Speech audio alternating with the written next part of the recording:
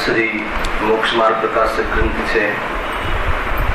ત્રીજા અધિકાર ઉપર આપણે સ્વાધ્યાયનો પ્રારંભ કરેલો છે. એમાં ભૂમિકામાં એ વાત મુખ્ય રૂપે કરી કે અમે અહીંયા દુઃખોનું વર્ણન એટલા માટે કરીએ છીએ કે તને દુઃખના સ્વરૂપની ખબર નથી અને દુઃખના દૂર કરવાના જે ઉપાય કરે છે જૂઠા છે. કુલ મળીને પ્રતિકૂળતામાં તને દુઃખ ભાષિત થાય છે અને સાતાવેદની કર્મના ઉદયમાં તને સુખ ભાષિત થાય છે. અર્થાત તું તારી મનોગત કલ્પના પ્રમાણે કોઈ અવસ્થા વિશે ક્યારેક સુખનો અનુભવ કરે છે અને કોઈ અવસ્થા વિશેષ વખતે અર્થાત એ જ અવસ્થા વિશેષમાં ક્યારેક દુઃખ અનુભવ કરે છે. એટલે કોઈ નિર્ણય નથી એમ અહીંયા કહે છે. દુઃખનો પણ સાચો નિર્ણય નથી. એટલે અમે દુઃખનું સ્વરૂપ બતાવીએ છીએ. એના ઉપાય તું જૂઠા કરે છે, એ તને ઉપાય તારા જૂઠા છે એ વિશ્વાસ કરાવીએ છીએ.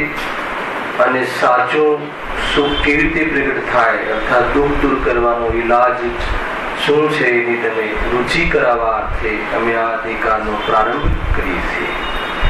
એમ પહેલા પેરેગ્રાફમાં પહેલા જે ભૂમિકામાં વિશેષ ચર્ચાઓ આપણે ત્રણેક વ્યાખ્યાનના માધ્યમથી કરી. હવે આગળ નવો ટોપિક આજે ચાલુ થાય છે. તો બતાવો પ્રભુ કે દુઃખનું મૂળ કારણ શું છે, દુઃખનું પરમાર્થ કારણ શું છે, ખરેખર દુઃખ કોના કારણે થાય છે. શું બહારમાં સંયોગો ઓછા વધતી હોય, શરીરમાં રોગાદી હોય, અભ્યાસની પ્રકૃતિનો ઉદય હોય એના કારણે દુઃખી થાય છે? તો કહે છે કે ના, એ દુઃખનું કારણ નથી. એ તો અઘાતી કર્મોના ઉદયમાં થયેલા નિમિત્તે થયેલા એક ક્લાઇમેક્સ છે. જીવ એમાં જો સાચું ધ્યાન કરી લે, સ્વરૂપનું ભાન હોય તો એ વખતે પણ એવી સ્થિતિ વખતે પણ જીવ સ્વરૂપનો આનંદ લૂંટી શકે છે. ચૈતન્યનું સ્વરૂપ આવવાનું છે. શક્તિ તો ગજબની છે. તો અહીંયા કહે છે કે એ વખતે તું જે દુઃખી થાય છે દુઃખનું કારણ અહીંયા કહે છે મિથ્યા દર્શન, અજ્ઞાન અને અસંયમ. ત્રણ કારણ બતાવ્યા. મિથ્યા દર્શન એ તો પ્રચલિત છે. અહીંયા અજ્ઞાન શબ્દ વાપર્યો, ત્યાં મિથ્યા જ્ઞાન નિમખતાથી છે. અને અસંયમ જે શબ્દ વાપર્યો છે એ મિથ્યા ચારિત્ર નિમખતાથી છે. તથાપિ કમજોરી વર્ષ જ્ઞાની ધર્માત્માઓને પણ જે અસંયમ રૂપ ભાવ રહે છે, ક્રોધાદી રાગાદી ભાવ ભૂમિકા અનુસાર આવે છે, એ પ્રવૃત્તિ પણ વાસ્તવમાં દુઃખની પ્રવૃત્તિ છે. એ પણ આમાં ગર્ભિત છે.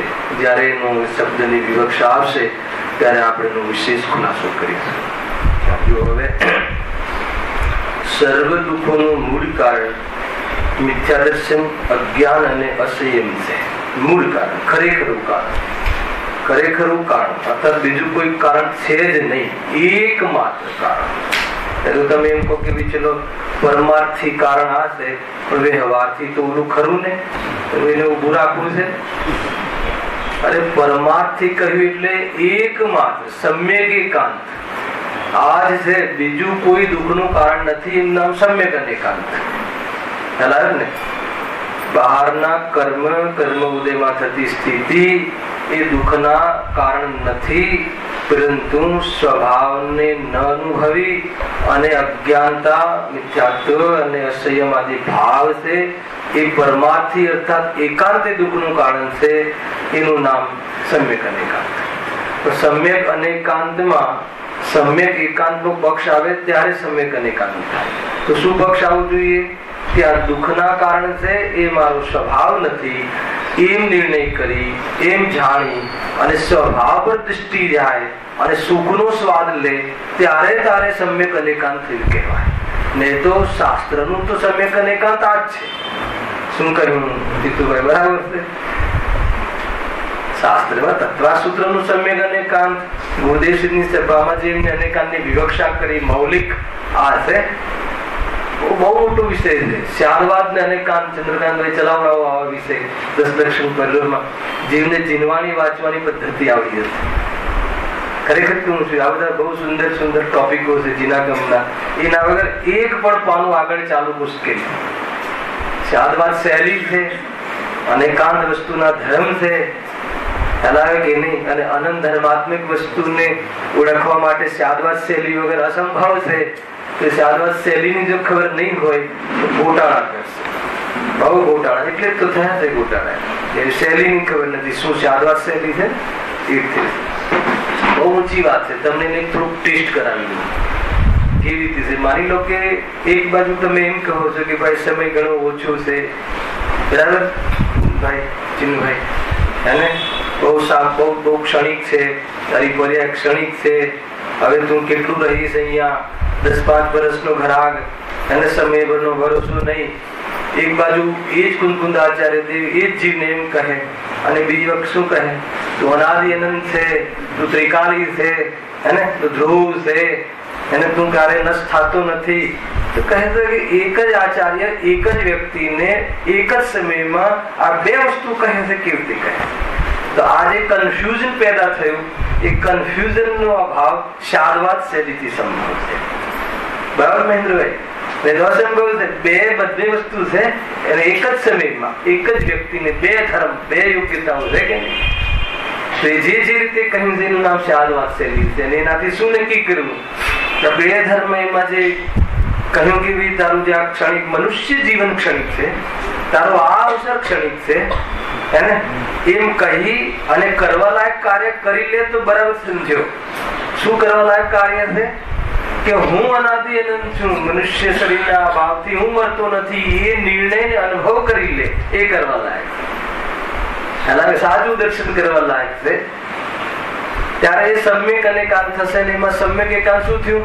નિર્ભય થઈ ગયો, એને પોતાનું અસ્તિત્વ મટી જશે એવી જાતિનો ભય ન રહ્યો, નિર્ભારનો સ્વાદ આવ્યો તો સમ્યક એકાંત થયું, નહીં તો સમ્યક એકાંત ન થયું. કે અનુભવપૂર્વક વાત છે ભાઈ. બાકી તો આ જે શાસ્ત્રમાં અનેકાંતની જે વર્ણન છે, બધું એની ડેફિનેશન્સ ને એનું જે સ્વરૂપ છે તો બધું છે જ, પણ એ કેવી રીતે તમે સમ્યક અનેકાંત થયું કહેવાય અને કેવી રીતે સમ્યક એકાંત થયું કહેવાય ની ચર્ચા છે. એમ જ વિકલ્પ આવી ગયો વિષય અહીંયા છે નહીં. પરંતુ જીનાગમની પાનું ખુલતા પહેલા આજે એની શૈલી છે, જે ટર્મ્સ છે, એ સમજવાની જે એંગલ છે, દૃષ્ટિકોણ છે, એ સમજમાં નહીં આવે તો ઉલટા હાથ કાઢીશ, તારા મનોગત કલ્પના પ્રમાણે તું એનો વિચાર કરીશ, અને અંતમાં તારું સમસ્યાઓનું અર્થાત તો સુખનું કારણ નહીં જડે, સમસ્યાઓનું સમાધાન નહીં થાય. એમ કહે આ રીતે વાત તો શું હતી કે સર્વ દુઃખોનું મૂળ કારણ મિથ્યા દર્શન, અજ્ઞાન અને અસંયમ છે. ક્યાંથી વાત નીકળી? કઈ શબ્દ? મૂળ કારણ અને પરમાર્થ કારણ. એને પરમાર્થ કારણ કરતા પછી વ્યવહાર ઉભો રહે છે ને?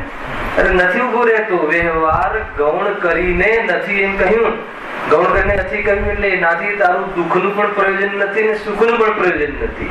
વ્યવહારની દ્રષ્ટિ દુઃખ છે, અને વ્યવહારની દ્રષ્ટિ છૂટી જાય તો સુખ છે, નિશ્ચિત સ્વભાવની દ્રષ્ટિ કરે તો અસ્થિતિ સુખ છે. એટલી જ વાત છે, બીજું કઈ વાત નથી. બીમારી અને બીમારીનો અભાવ, સ્વભાવ શક્તિ અને શક્તિ સામર્થ્યનો વ્યક્તિ, આ રીતે અસ્થિ નાસ્તિથી એ મોક્ષ માર્ગની ગાડી ચાલતી હોય છે. મૂળ ગાળ એકમાત્ર, મૂળમાં અહીંયા શું લેવું છે? એકમાત્ર ખરેખર કારણ. બાકીના જે કારણ છે એ કદાચ આરોપથી કહેવામાં આવે, પણ ખરેખર એની અંદરમાં તેમાં જેને જોઈએ એને કદાચ એમ કહેવામાં આવે, જીવની સંસારમાં કર્મ અવસ્થા જોઈ અને બહારની પ્રવૃત્તિથી કહેવામાં આવે, જો તો ખરો જીવ કેવો દુઃખી છે, અરે રે કેવી પર્યાયમાં પેદા થાય છે, કીડા મકોડામાં પેદા થાય છે, જો તો ખરો એના કેવું સવારે તો મતલબ કે કરોડપતિ ને રાત્રે દરિદ્ર, તો કહે છે કે એ તો બહારની ઓરથી બતાવવામાં આવે છે. કેવી રીતે બતાવવું? એના નિશ્ચયનું પ્રતિપાદન વ્યવહાર વગર અસંભવ છે. એટલા માટે અમે વ્યવહારથી આ વાત સમજાવીએ છીએ, તથાપિ અનુભવમાં તો એને નિશ્ચય ને વ્યવહાર ની પણ સમાપ્તિ થઈ જાય છે. આ બધી ચીજો છે. કેવી રીતે સમજાવીએ તો કહે કે એ કીડાની પર્યાયમાં અર્થાત તો એ શરીરના છેદન ભેદનની પર્યાયમાં છેદન ભેદનથી કહેવામાં આવે છે. જો તો ખરો કેવો દુઃખી થાય છે તો ત્યાં અધ્યાત્મ આવ્યું કે ખરેખર છેદન ભેદનથી દુઃખી થતો નથી, દેહ બુદ્ધિથી દુઃખી છે. આખું પાનું પલટાઈ ગયું. પણ એ દેહ બુદ્ધિ જે પડી છે અને એ દુઃખી થાય છે આવા સમયે, આવી અવસ્થામાં અગર જો દેહને હું છું એમ ન માનતો હોત તો એ દેહની રાખ થવાના સમયે પણ સમાધિપૂર્વક શાંતિથી સ્વરૂપમાં વેદન કરતો હોય એવી જાતિનું આત્માનું સ્વરૂપ છે. સીધો ટોન છે એ અહીંયા કહે છે. બહુ જોરદાર વિષય છે ભાઈ.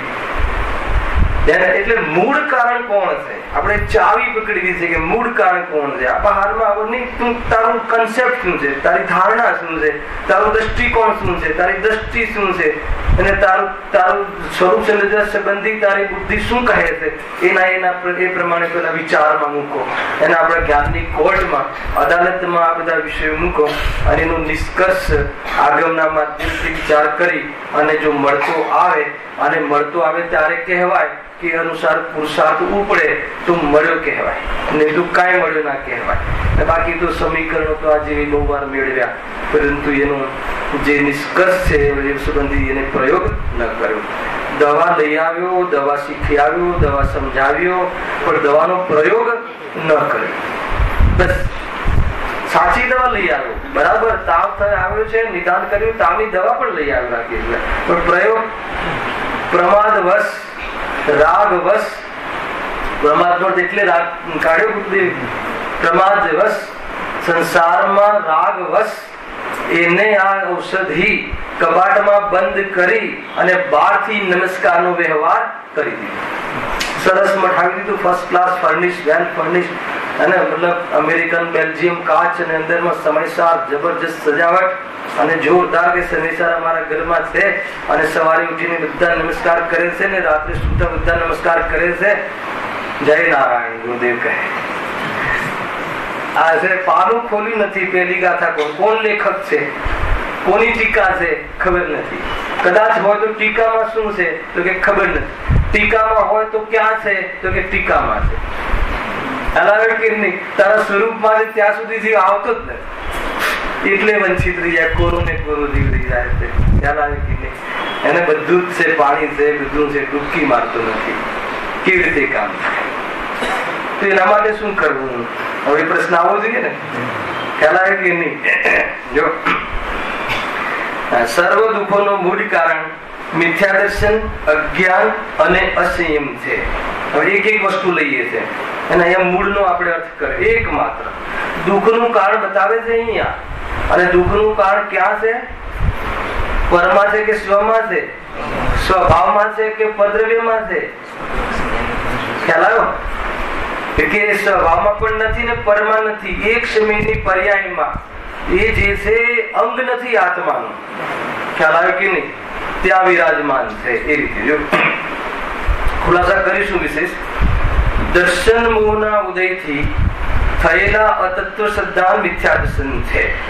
તેનાથી વસ્તુ સ્વરૂપની યથાર્થ પ્રતીતિ ન થતા અન્યથા પ્રતીતિ થાય છે. આ શાની ચર્ચા છે વૈભવભાઈ, રાજેશભાઈ? શાની ચર્ચા છે? આજે મેં હમણાં કથન કર્યું શાની? દુઃખના કારણની. કોના દુઃખના કારણની? દુઃખી જીવોના દુઃખના કારણની.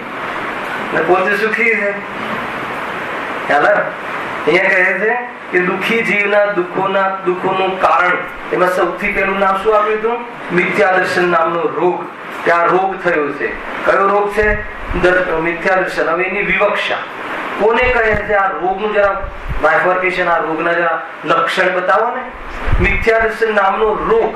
હવે એ રોગના લક્ષણ, એના એલિમેન્ટ્સ, એના લક્ષણ જયારે જાણીએ, લક્ષણથી લક્ષ્ય નિર્ણય કરવો છે ને. શાનો કરવો છે? મૂળ ગાયકનો. પણ અત્યારે શાનો નિર્ણય કરવો છે? આપણું લક્ષ્ય શું છે અત્યારે? હાલ અત્યારે આ સભામાં મિથ્યા દર્શનના સ્વરૂપ સમજવાનું એ આપણું લક્ષ્ય છે. હાલ કેમ સમજવું છે? તો અભાવ કરવા, એ તો પાકી વાત છે. પરંતુ એનું સમજીએ ને એનું લક્ષણ બતાવે છે. તો મિથ્યા દર્શનના લક્ષણમાં 1.5 લીટીમાં એમને વિવક્ષા કરી. સાંભળજો બરાબર. દર્શન મોહના ઉદયથી એક થયેલા અતત્વ સિદ્ધાંત મિથ્યા દર્શન છે. આ દર્શન મોહનો ઉદય એ શું છે? હવે તો બહુ ભણ્યા છે ભાઈ, 2 અધિકારમાં 400 પ્રવચન થયા છે, ઓછા નહીં. એક લીટીના પૂરી ચર્ચા કરી છે. હવે તો જવાબ મળવા જોઈએ. દર્શન મોહનો ઉદય એમાં કોની વાત છે? બતાવો અનિલભાઈ, બતાવો. દર્શન મોહનો ઉદય કોની વાત છે અને અહીંયા કેમ કહી છે? એનાથી શું લાભ થાય છે? હવે હું પ્રવચન બંધ કરીને ક્લાસ લેવાનું. બરાબર ચંદ્રકાંતભાઈ? અને એમનો આદેશ છે હવે તમે પ્રવચન બંધ કરો, હવે ક્લાસ પદ્ધતિ. ખ્યાલ આવે કે તો ખ્યાલ આવે ને, એટલા માટે દરેકે લાઈન થી બોલવું જોઈએ. બતાવો દર્શન ના ઉદય થી કોની વાત છે? બતાવો બિલકુલભાઈ. દર્શન મોહનો ઉદય જે કહ્યો અહીંયા કોની વાત છે? કયા કારણની વાત છે? ઉપાદાન કાળ કે નિમિત્ત કાળ? એટલું બતાવો. તમને હું ટિપ્સ આપતો જઉં છું, જરા પણ ઘબરાવું નહીં. કયો? તો નિમિત્ત કાળમાં કોણ છે? કર્મ. સિમ્પલ છે. કયા કર્મની વાત છે? દર્શન મોહની. દર્શન મોહની 8 કર્મમાં કયા ગ્રુપનું કર્મ છે? કે ઘાતી કર્મ. ધડાધડ આવડવું જોઈએ આપતો. હવે જે દુશ્મન છે એનો પણ પૂરેપૂરો પરિચય કરવો જોઈએ. અંડર એસ્ટિમેટ નહીં કરવો દુશ્મનને. ખ્યાલ આવે કે નહીં? બરાબર છે કે નહીં? દુશ્મનનો બી એનો પરિચય કરવો જરૂરી છે એનાથી બચવા માટે. અને એને ભૂલમાં મિત્ર માની દેશું, એનું નામ જ તો દર્શન નો હશે. ખ્યાલ આવે છે કે નહીં? ભૂલ તો એ જ થઈ છે જે સુખનું કારણ નથી, એને જે નોર્થ ઈસ્ટ નથી એને ઈસ્ટ માની લીધું છે, એ જ તો દુશ્મનને સગો માની લીધો છે. એ ભૂલ કરાય કે ના કરાય? કોને કરી? કરતા શું અમે દુશ્મનની સામે તો જોરદાર લડાઈ લડીએ છીએ કે તને દુશ્મનની ખબર નથી અને તું દુશ્મનનો નિર્ણય નથી અને ખોટી જગ્યાએ લડાઈ લડે છે અને કોઈ કાર્ય નહીં થાય. જોરદાર વાત છે. આવે છે બહુ ટેકનિકલ વાત છે, પ્રયોગની વાત છે ભાઈ. વાત પ્રયોગમાં આવી જોઈએ, રસ પરિપાક થયો જોઈએ. શું કહે છે? દર્શન મોહના ઉદયથી દર્શન મોહનીય કર્મ એના 2 ભેદ. એક દર્શન મોહની, ચારિત્ર મોહનીય.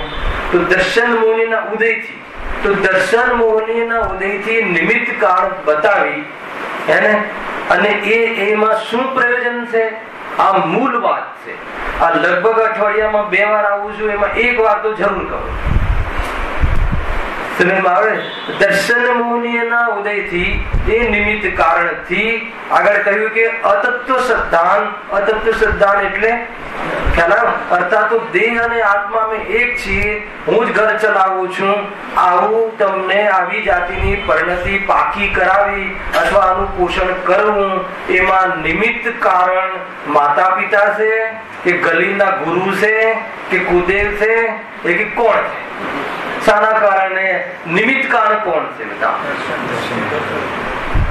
ખ્યાલ આવે કે નહીં? આ બહુ સાદી ભાષામાં આવે તો ખ્યાલ આવવો જોઈએ ને. આપણે માનીએ છીએ કે નહીં આ તો તમને તો મેં મોટા કર્યા છોકરાઓને, આપણે માનીએ છીએ કે નહીં આ તો હું કારોબાર ચલાવું છું, હું ના હોત તો આ ઇન્ડસ્ટ્રી ધંધો કોણ, આ સંસ્થાઓ કેવી રીતે ચાલે? આવી જાતિની જે ભ્રાંતિ છે એ ભ્રાંતિનું પોષણ કરાવવામાં નિમિત્ત કારણ કોણ છે? કોણ શીખવાડે છે? આ નિમિત્ત કારણ કોણ છે? કે નિમિત્ત કારણ પણ દર્શન મોહની કર્મ છે. એટલે પરદ્રવ્ય મને એના કારણે હું આવું શીખ્યું છું. મને મારે નહીં તો શું થશે કે જે જૈન ધર્મમાં જન્મશે અને જૈન ધર્મમાં જન્મી જૈન સંપ્રદાયમાં અને જૈન ધર્મ શીખશે માત્ર અહીંયા આવીને, તો એ જ કાર્ય કરશે.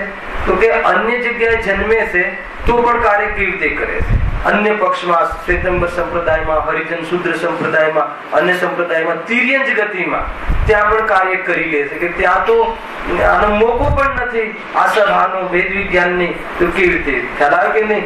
જો કોઈ એકાંત એમ કહે કે મારા ઘરમાં આ જ સંસ્કાર મળી રહ્યા છે, તો કહે છે કે એવા ઘરમાંથી બી નીકળીને જીવ તીર્થંકર થયું છે.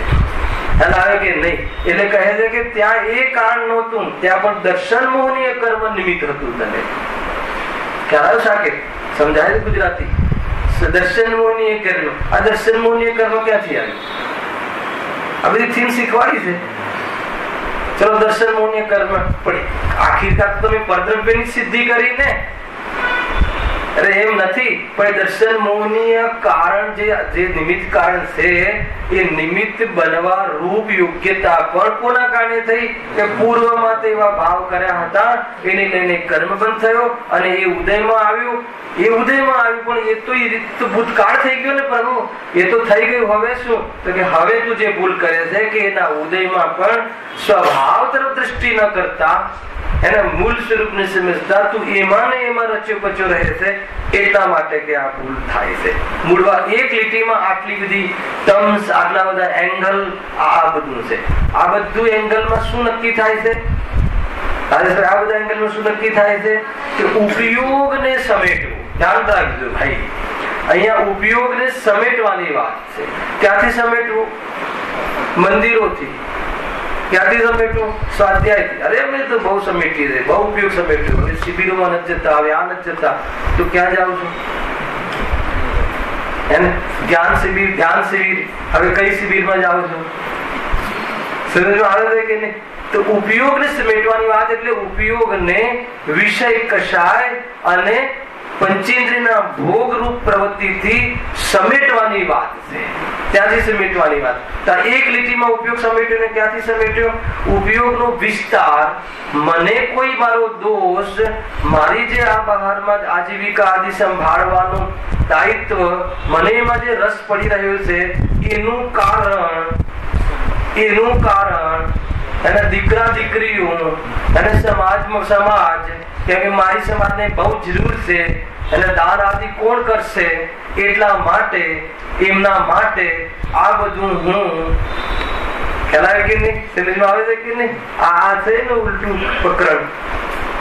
તો કહે છે કે તાર તું સમેટ ઉપયોગ ને. અરે આવા તો સમાજ કેટલા છે અને અનંત કાળના પ્રવાહમાં કેટલા પરદ્રવ્ય, અનંત પરદ્રવ્ય છે. તું ક્યાં એ પરદ્રવ્યના કારણે જો તું આ કરે છે, તો કે તારું આ મિથ્યાત્વ, તારું આ રૂપ ક્યારે તું નહીં થાય? સમજમાં આવે છે કે નહીં? તો ત્યાંથી ઉપયોગ સમેટ. એટલે મને જે દોષ થયો છે એ દોષમાં નિમિત્ત કારણે મારા દ્વારા બંધાવેલું દર્શનનો કર્મનો ઉદય છે. બહારમાં કોઈ એનો આરોપ આપી અને તારા ઉપયોગને ફરીથી વિસ્તાર નહીં આપ. આ તો ભાઈ ઉપયોગને સમેટવાનો માર્ગ છે. સમજમાં આવે છે કે નહીં? જોરદાર વાત છે ને એ છે. અને પર્વ બી ચાલુ થાય છે. ક્યારે પર્વ ચાલુ થાય છે? કાલે, અત્યારથી. અને વિધિવત ક્યારે થાય છે? કેલેન્ડર પ્રમાણે કાલે 10 લક્ષણ પર્વ ચાલુ થાય છે. પર્વ શું કહેવાય? પર્વ મનાવવાના છે કે નહીં? પર્વ કોને કહેવાય? નથી ખબર. માનો કે આપણે તહેવાર જે કહીએ છીએ, ભાવાસન કરાવો, વ્યાખ્યા ના આવડે તો, તહેવારમાં આપણે આનંદનો અવસર, જ્યાં આનંદ પ્રગટ થાય એને પર્વ કહેવાય. એ તો સિમ્પલ છે ને. જોયું તમને ક્યાં શું અહીંયા સિદ્ધ કરવા બતાવું. આ જ પ્રકરણથી આપણે જોઈન થઈ જશું. પર્વ કોને કહેવાય? કે જ્યાં આનંદ પ્રગટ થાય. આનંદમાં તહેવારમાં શું કરીએ છીએ? આપણે આનંદ કરીએ છીએ, મોજ કરીએ છીએ.